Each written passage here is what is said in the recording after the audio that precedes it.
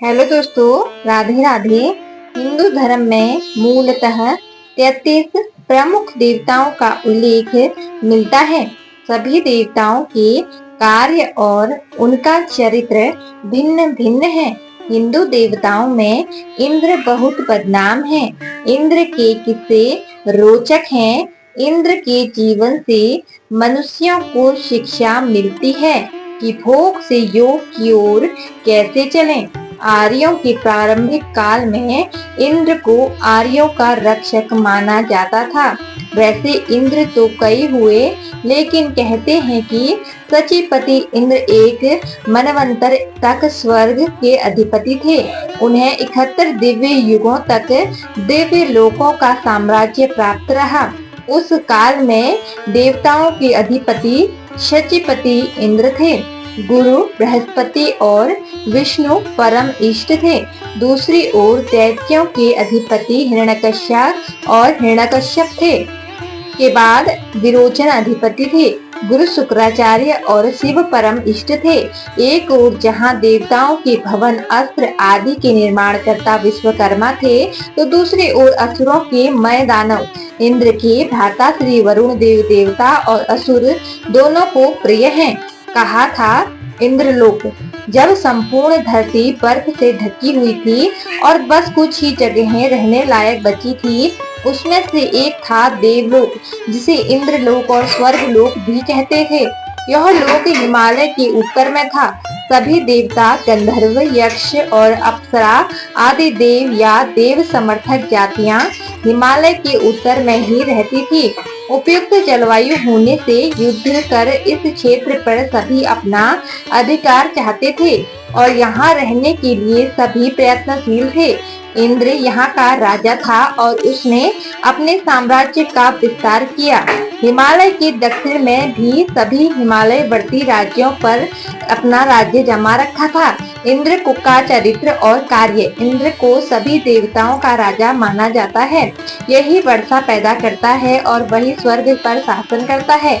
वह बादलों और विद्युत का देवता है। सफेद हाथी पर सवार इंद्र का अस्त्र वज्र है, जो दधीचि ऋषि की हड्डियों से बना है। इस वज्र के माध्यम से इंद्र मेघ और बिजली को अपने तरीके से संचालित कर अपने शत्रुओं पर प्रहार करने की क्षमता रखता था। इंद्र किसी भी साधु और राजा को अपने से शक्तिशाली नहीं बनने देता था, इसलिए वह कभी तपस्वियों और अप्सराओं से मोहित कर पथ भ्रष्ट कर देता था, तो कभी राजाओं के अश्वमेध यज्ञ के घोड़े को चुरा लेता। साम दाम दंड और भेद सभी तरीके से वह अपने सिंहासन को बचाने का प्रयास तो करता ही है, साथ ही वह इस प्रयास के दौरान कभी कभी ऐसा भी कार्य कर जाता है जो देवताओं को शोभा नहीं देता, जिसके कारण देवताओं को बहुत बदनामी झेलना पड़ती है। हालांकि इंद्र जैसे और भी देवता थे जिनके कृत्यों के कारण उनको स्वर्ग से निकाल दिया गया और फिर उन्होंने पाताल लोक में जाकर अपनी एक अलग ही सत्ता कायम कर ली। आओ जानते हैं देवता इंद्र द्वारा किए गए ऐसे कार्य जिनके कारण उन्हें छली और पापी कहा जाता है। इन कार्यों में जरूरी नहीं कि उनके द्वारा किए गए छल ही हों, उनके द्वारा ऐसे भी कार्य शामिल हैं जिसके कारण सभी देवताओं को शर्मसार होना पड़ा था। असुरों से छल। संभवतः यह 90,078 ईसा पूर्व की बात है, जब असुरों के राजा बलि ने स्वर्ग पर चढ़ाई कर दी और इंद्र सहित सभी देवताओं को वहां से भगा दिया था। उल्लेखनीय है कि प्रथम मेघ के वंशज हिरण्यकश्यप का पुत्र प्रहलाद था। प्रहलाद के पुत्र विरोचन का पुत्र महाबली था। राजा बलि की सहायता से ही देवराज इंद्र ने समुद्र मंथन किया था। समुद्र मंथन के दौरान इंद्र ने असुरों के साथ हर जगह छल किया था। जो 14 रत्न प्राप्त हुए, उनका बंटवारा भी छल पूर्ण तरीके से ही संपन्न हुआ। हालांकि असुर यह सोचकर संतुष्ट हो जाते थे कि अपने को इन वस्तुओं से क्या लेना देना, अपने को तो बस अमृत ही चक्कर अजर अमर होना है। लेकिन जब अंत में अमृत निकालना था, तो वहाँ भी उनके साथ छल हो गया।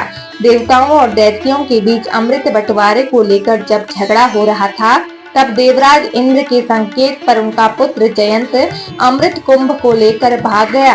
तब कुछ दानवों ने उसका पीछा किया। अंत में विष्णु ने मोहिनी रूप लेकर अमृत बांटने का कार्य किया। इस दौरान विष्णु अपनी मायावी शक्ति के अमृत का कुंभ तब बदल देते थे जब दानवों को बांटने की बारी आती। भगवान की इस चाल को राहु नामक दैत्य समझ गया। वह देवता का रूप बनाकर देवताओं में जाकर बैठ गया और प्राप्त अमृत को मुख में डाल लिया। तब अमृत उसके कंठ में पहुंच गया। तब चंद्रमा और सूर्य ने पुकार कर कहा कि हे राहु दैत्य है।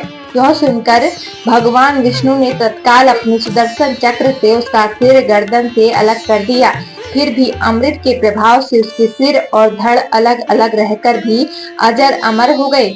उसके सिर का नाम तो राहु ही है, लेकिन उसके धड़ को केतु कहते हैं। बलि से छल। इंद्र ने राजा बलि के साथ कई बार छल किए। एक बार इंद्र और सभी देवताओं को बचाने के लिए इंद्र के निवेदन पर भगवान विष्णु ने वामन बनकर राजा बलि से छल पूर्वक 3 पग भूमि मांग ली थी। दानवीर राजा बलि ने भी दान दे दिया। उसे नहीं मालूम था कि मैं जिसे दान दे रहा हूँ वे विष्णु हैं। अंत में विष्णु ने अपना आकार बढ़ाया और 2 पग में ही तीनों लोगों को नाप दिया। तब उन्होंने बलि से कहा कि अब तीसरा पग कहाँ रखूं? राजा बलि ने कहा कि अब तो भगवान मेरा सिर ही बचा है।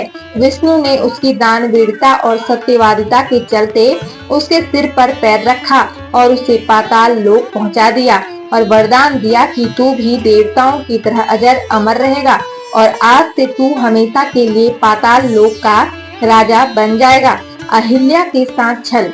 देवी अहिल्या की कथा का वर्णन वाल्मीकि रामायण के बाल कांड में मिलता है। अहिल्या अत्यंत ही सुंदर, सुशील और पतिव्रता नारी थी। उनका विवाह ऋषि गौतम से हुआ था। दोनों ही वन में रहकर तपस्या और ध्यान करते थे। ऋषि गौतम ही न्याय सूत्र के रचयिता थे। शास्त्रों के अनुसार सचिपति इंद्र ने गौतम की पत्नी अहिल्या के साथ छल से सहवास किया था। अहिल्या की सुंदरता के कारण सभी ऋषि मुनि, देव और असुर उन पर मोहित थे। देवताओं के राजा इंद्र तो कुछ ज्यादा ही मोहित हो चले थे। इंद्र के मन में अहिल्या को पाने का लोभ आ गया। बस फिर क्या था, एक दिन ऋषि के आश्रम के बाहर देवराज इंद्र रात्रि के समय मुर्गा बनकर बांग देने लगे। गौतम मुनि को लगा कि सुबह हो गई। मुनि उसी समय उठकर प्रातः स्नान के लिए आश्रम से निकल गए। इंद्र ने मौका पाकर गौतम मुनि का वेश धारण कर लिया और देवी अहिल्या के पास आ गए। इधर जब गौतम मुनि को अनुभव हुआ कि अभी रात्रि शेष है और सुबह होने में समय है, तब वे वापस आश्रम की तरफ लौट चले।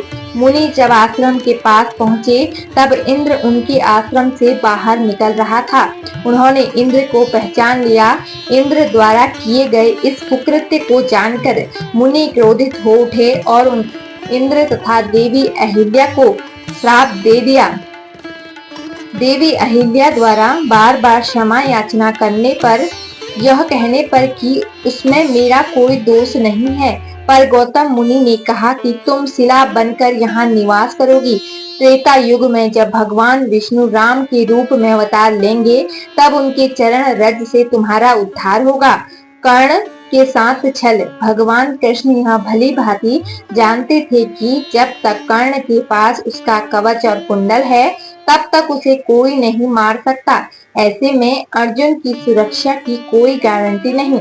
उधर देवराज इंद्र भी चिंतित थे क्योंकि अर्जुन उनका पुत्र था। भगवान कृष्ण और देवराज इंद्र दोनों जानते थे कि जब तक कर्ण के पास पैदाइशी कवच और कुंडल है वह युद्ध में अजेय रहेगा। तो दुर्योधन को तो चक्कर ही आ गए। उसको हस्तिनापुर का राज्य हाथ से जाता देखने लगा, लेकिन जब उसने सुना कि उसके बदले वज्र शक्ति मिल गई है तो फिर न उसकी जान में जान आई। अब उसे भी कर्ण की गलती नहीं मान सकते, यह उसकी मजबूरी थी। लेकिन उसने यहाँ यह गलती की कि वह इंद्र से कुछ मांग ही लेता। नहीं मांगने की गलती तो गलती ही है। अरे वज्र शक्ति को 3 बार प्रयोग करने की इच्छा ही व्यक्त कर देता। विश्वामित्र के साथ छल। सप्त ऋषियों में से एक विश्वामित्र रामायण काल के ऋषि हैं। उनके काल में ही ऋषि वशिष्ठ थे और दोनों के बीच वर्चस्व की लड़ाई चलती रही थी। ऋषि वशिष्ठ को देवताओं का साथ था। प्रजापति के पुत्र कुश, कुश के पुत्र कुशनाभ और कुशनाभ के पुत्र राजा गांधी थे। विश्वामित्र उनकी गांधी के पुत्र थे। विश्वामित्र ऋषि बनने से पहले एक प्रतापी राजा थे।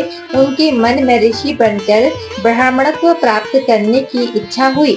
इस इच्छा के चलते वे एक जगह पर तपस्यारत हो गए। उनकी तपस्या से घबराकर इंद्र ने तपस्या भंग करने के लिए अप्सरा मेनका को भेजा। मेनका ने कई तरह के उपक्रम करने के बाद विश्वामित्र की तपस्या भंग करके उनके मन में काम उत्पन्न कर दिया। विश्वामित्र सब कुछ छोड़कर मेनका के प्रेम में डूब गए। जब उन्हें होश आया तो उनके मन में पश्चाताप का उदय हुआ। ये पुनः कठोर तपस्या करने लगे और सिद्ध हो गए। सिद्ध होने के बाद काम के बाद क्रोध ने भी विश्वामित्र को पराजित कर दिया। जब त्रिशंकु ने उनके समक्ष सशरीर स्वर्ग जाने की इच्छा प्रकट की थी, इक्ष्वाकु वंश के राजा त्रिशंकु एक बार सशरीर ही स्वर्ग जाने की इच्छा लेकर अपने गुरु ऋषि वशिष्ठ के पास गए, लेकिन वशिष्ठ ने मना करने पर वे उनको भला बुरा कहने लगे।